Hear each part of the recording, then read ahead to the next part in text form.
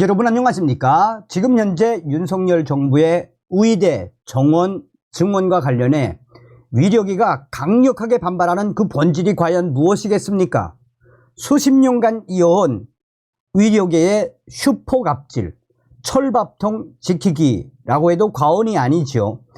윤석열 정부가 과연 어떤 정부입니까? 지금 현재도 전공의들이 돌아오지 않고 계속해서 정부와 강대강 대치를 하고 있지요. 이에 윤석열 정부가 강력한 카드를 꺼내 들었습니다. 위력에 큰일 나게 생겼습니다. 윤석열 정부 전공의 없이 돌아가는 새 위력체계 구축, 전공의 1만 명 발칵 뒤집어졌습니다. 정성찬TV 좋아요, 구독, 알림은 큰 힘이 되겠습니다. 윤석열 정부 전공이 없어도 돌아가는 필수 위력 새 체계 카드 꺼내 위기 대응 계획 착수. 윤정부 전공의 공백 대비 전문의 대거 채용. 정부 위력 전달 체계 고칠 기회. 전공의들 강력 반발. 자, 윤석열 대통령이 어떤 분입니까? 윤석열 정부가 의사 증원을 둘러싼 의-정 갈등으로 사직서를 낸 전공의, 인턴, 레지던트 대다수가 돌아오지 않는 상황에 대비한 컨틴전시 플랜, 위기 대응 계획에 공식 착수한 것으로 확인이 됐습니다. 윤석열 정부가 지난 29일까지 복귀 명령을 내린 상황에서 사직서를 낸 전공의가 1만 명에 이르는 것으로 나타나면서 전공이 없는 필수 위력 운영까지 대응책에 포함한 것으로 보입니다. 윤석열 정부가 위력에 생각하지 못한 막강한 카드를 꺼내 든 것입니다. 정부는 이번 전공의 파업 사태가 상급 종합병원의 지나친 전공의 의존 구조를 바꾸는 계기가 될 수도 있다고 보고 있습니다. 또한 정부의 강력 반발하는 전공의들에게 전공의 없이도 병원 운영이 가능하다는 점을 보여줌으로써 심리적 압박 효과도 기대하고 있는 것으로 보입니다. 위력위와 보건복지부 관계자에 따르면 윤석열 정부는 이번에 사직서를 낸 전공의 1만 명이 29일까지 모두 복귀하지 않는 상황에서 앞으로를 더 가정을 해 필수 위력 체계를 유지할 수 있는 비상계획을 수립하고 이를 위한 조기 예산 집행과 예비비 편성 작업에까지 들어갔습니다. 정부는 우선 상급 종합병원의 업무 부담을 줄이기 위해 중경증 환자는 지역 병원과 동네 병의원으로 분산하도록 위력 전달 체계를 개편할 계획입니다. 환자 수가 줄어들어 수익이 줄어든 상급 종합병원에는 정부가 예산을 직접 지원하고 전공의를 대체할 수 있는 인력을 추가로 채용할 수 있게 재정을 지원하는 방안도 검토 중입니다.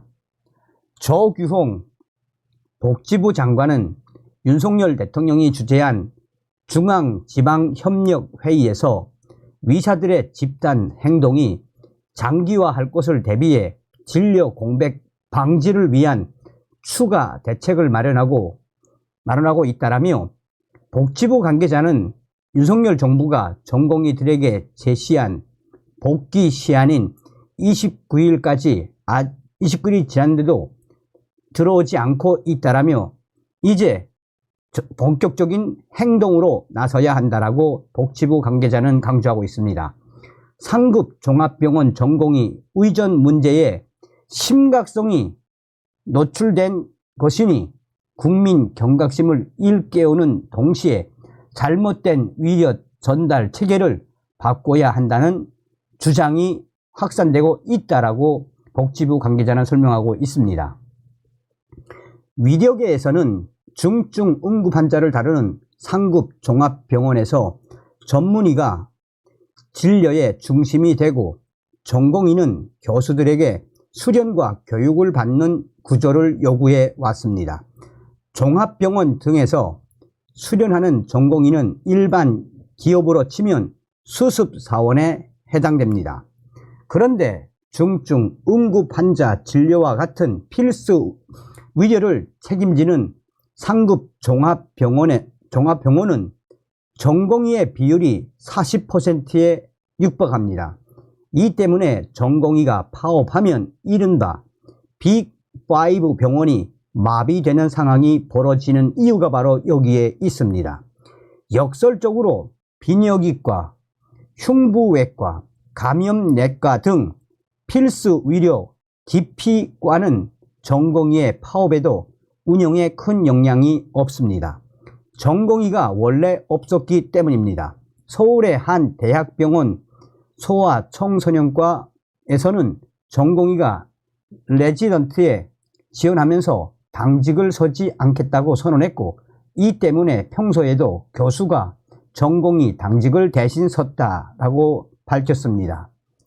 일부 대학병원 교수들은 이번에 파업에 동참한 전공의 가운데 의사 자질이 부족하다고 판단됐던 전공의는 사직서를 그대로 수리하자는 이야기까지 나오고 있습니다. 대학병원 관계자는 외과 교수들 사이에서는 숙련된 진료 지원 PA 간호사의 실력이 1, 2년차 전공의와 비교하면 훨씬 낫다는 평가도 있다라고 말했고, 이번 기회에 전문의 의원 TO를 줄여서 일반의 GP 대비 전문의의 희소성을 강화해야 한다라고 말했습니다. 윤석열 정부가 막강한 카드를 꺼내든 이후 지금 현재 전공의들은 강력하게 반발하고 있습니다. 전공의들의 커뮤니티에는 이제 하다 윤석열 정부가 전공의들 군대를 보내겠다라고 하지 않나, 또 전공의들 업무에 복귀하지 않으면 대대적인 경찰의 수사를 받게 하겠다라고 하지 않나, 이제 하다 전공이 없어도 돌아가는 필수 의료 새 체계를 만들겠다라며 대놓고 전공의들 너희들이 없어도 돼 라는 윤석열 정부의 새로운 강력한 대응이 나왔다라며 전공의 커뮤니티에서는 며칠 동안 계속 이 문제가 빠르게 확산되고 있습니다. 전공의들뿐만 아닙니다. 의료계에서도 이번 사태의 장본인 윤석열 정부가 얼마나 많은 계획들을 세웠나라며 의료계에서도 충격적인 반응이 쏟아져 나오고 있습니다. 파업에 참여한 의사들 대부분이 매일매일 윤석열 정부가 의사들을 압박하고 의료계를 겁박하는 정책들을 매일매일 쏟아내고 있으며, 대한의사협회 압수수색, 또 앞으로 법적으로 대응하겠다라는 윤석열 정부 우리 의사들을 범죄자 취급을 하고 있다라며 이에 더 강력하게 우리는 반발할 것이라며 의료계가 지금 한바탕 난리가 났습니다.